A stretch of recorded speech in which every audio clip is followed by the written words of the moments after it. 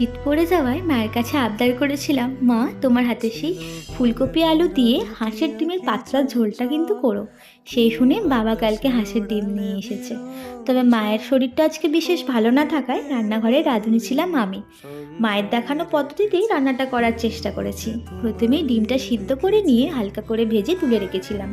আলু আর ফুলকপিটাও একটু ভেজে নিয়েছিলাম। তারপর কড়াইয়ে তেল দিয়ে গোটা গরম মশলা, তেজপাতা আর শুকনো লঙ্কা ফোড়ন দিয়ে পেঁয়াজ, আদা রসুন বাটা দিয়ে একটু কষিয়ে নিয়েছিলাম।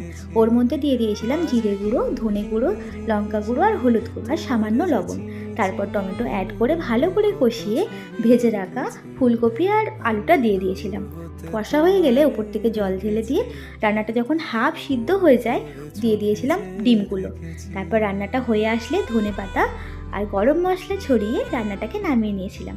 মা আর বাবা খেয়ে তো বলেছে বেশ ভালোই হয়েছে রান্নাটা।